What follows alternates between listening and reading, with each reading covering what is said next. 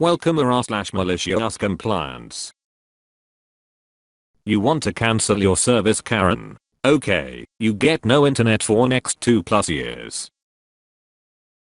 This was couple years ago, so the quotes are rephrased, not verbatim. Background: I worked for an internet service provider in Australia called iNet. We were at the time one of the biggest providers, but crucially we did not own our ADSL1 network and we only on-sold the ADSL1 service from the biggest provider in the country, Telstra. We also had a policy that an ongoing issue should have a case owner, and I was the case owner for the switches, why I got multiple calls about it.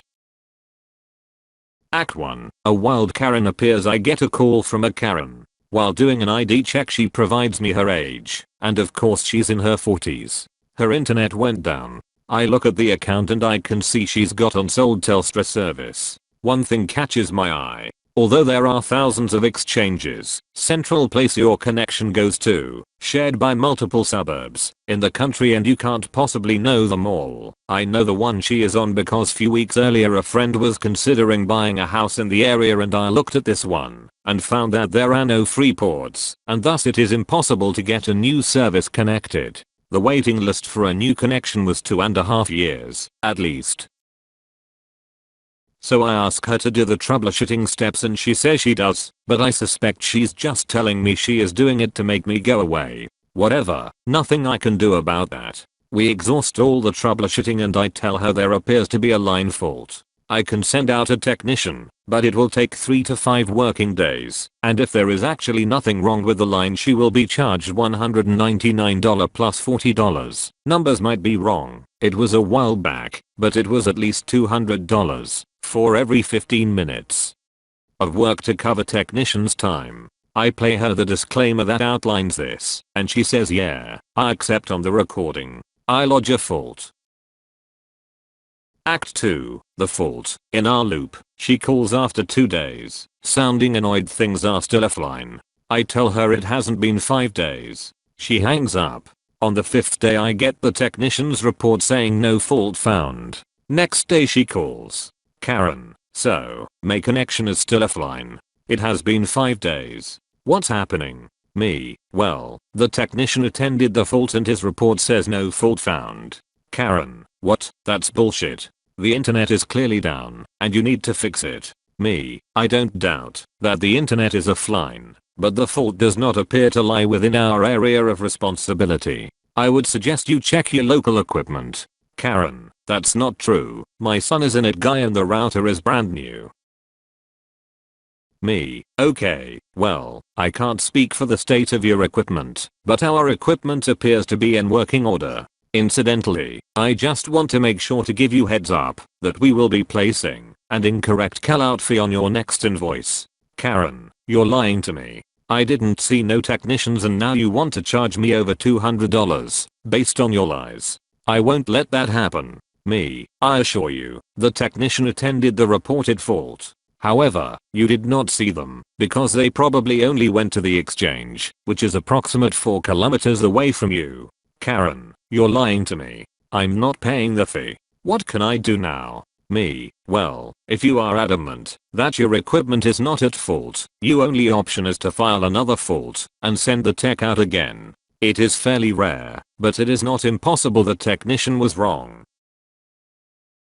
Karen, and then you'll pretend you send the tech and charge me another incorrect callout fee. Me, we will most definitely send out another tech, but yes, it is very likely to come back as another NFF, and in that case a further fee is likely. Karen, that's bullshit. I have been with you for 5+ years and this is how you treat me. Cancel my service now. I will go to your competitors. They'll want my money. Me, ma'am, the exchange you're connected to only has Telstra ports and is at 100% utilization. If I cancel your service you will lose your spot. It is unlikely any of our competitors will be able to provide you any service at all. You should just transfer your service to the next provider, so-called churn. This will allow her to keep her spot. Karen, don't you tell me what to do, you lying sack of shit. You will cancel my service now, or I will do everything in my power to have you fired. Now I'm pissed off myself. Now, It's a shit situation, but there's no need to take it out on me. I'm trying to help her and that's her response. Engage malicious compliance. Me. Okay, ma'am. Hold on for a moment. I'm canceling your service. Me. Okay, cancellation processed. Let me just remind you that the incorrect callout fee is still due. Karen, you won't see a cent of that. Me. Noted, but the amount is over collections threshold, so we will send you to collections. Karen. Click. Act 3. The joys of the waiting list. About a month later I get a request to transfer to me. It's Karen. I take a moment to catch up on her file and the service is cancelled and fee invoiced. I run a quick service qualification on her line and I can see that our service so-called codes have dropped off and there are no other codes on her line. She did not manage to get connected with anyone. Karen. Hello. I think I spoke to you last time. Me. Yes you did. Karen. My internet is still down and you are still charging me for the fee. I need you to get rid of it. Me. I cannot do that. The charge is valid. Karen. Well, I can't pay it. You've ruined my business. I was operating an e-commerce business and that won't be possible anytime soon. Running a business over residential connection is a breach of customer service agreement, but I'll let that slide. Me. I'm sorry for your predicament, but the fee stands. Karen. I'll do you a deal. If you reconnect my service I will pay the fee. Me. I can probably sign you up again, even though you're behind on payment, but I was not lying to you when I told you that there are no ports on your exchange. It is very unlikely you would get a port. They are all in use. Did you try with our competitors as you said you would? Karen. I did. None of them would even try signing me up because they told me they couldn't provide a service. Me. We are in the same situation. Karen. Why can't you just give me back my old port? Me. Because it was given to the first person on the waiting list. Karen. And how long does the waiting list take? Me. Last I checked, more than 2 years. Karen. This is ridiculous. I'm going to SHIO, Telecommunications Industry Ombudsman. Me. You may do so, as is your right, but to be very clear, we will substantiate the validity of our fee. Karen. Whatever. Click.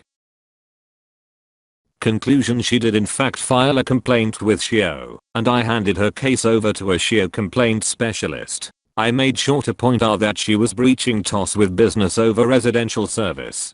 SHIO obviously ruled in our favor and we were allowed to send her to actual collections.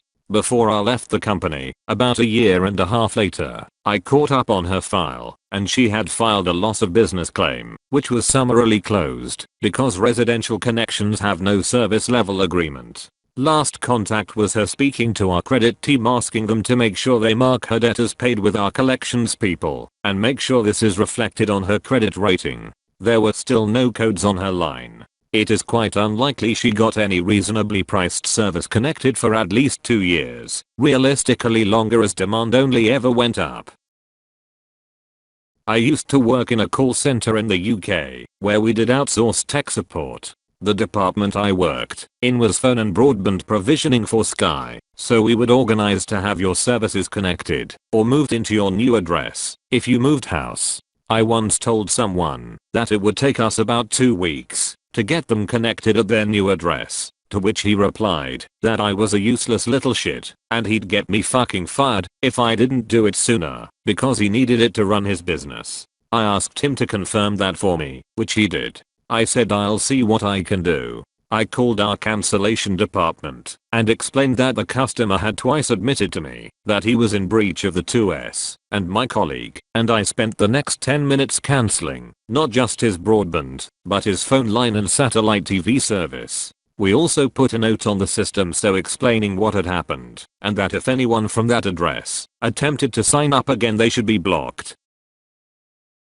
I did a similar thing where I used to live. The one tenant was getting phone service installed, and I happened to run into the telco tech, who I had met previously, as he did the area. He said he was installing a new service there, and I told him that this was odd, as the tenants were not paying levies, and had not for a while, so them having new service was odd, as there was nobody new staying there. He stopped, had a quick phone call with his office, and walked back out with his tools and the new phone. saying he checked with the office, and indeed there was a string of new installs there, and the bill was never paid, and run up to considerable charges as well each time. Billing is separate from install. Until you check, nobody will be the wiser, till the phone service is disconnected after 3 months for non-payment. That address was blacklisted immediately, and they never, till they were finally evicted, got telephone service there again. They had done this a few times already. Yeah, or the last mile copper is owned by a single giant telco, Telstra, and they've plainly had zero interest in maintaining or expanding it even slightly more than they are mandated to do so by law. They did an online poll around a decade ago that asked the Australian public what they thought was the greatest impediment to Australia's digital future, but pulled it and claimed it had been hacked when 93% of responses said it was them. Last time I checked, admittedly a while ago, they were still charging something like $140/GB for data overage on residential hardline connections. The Australian government decided a few years ago that they needed some new national internet infrastructure, but then proceeded to make a colossal mess of the whole affair and built something that all the industry heads said would be obsolete before it was finished during the planning phase, and are now charging individual customers quite a lot for FTTH, which is what the original plan would have provided. If you want to know more, Whirlpool is a site dedicated to reporting on internet news in Australia.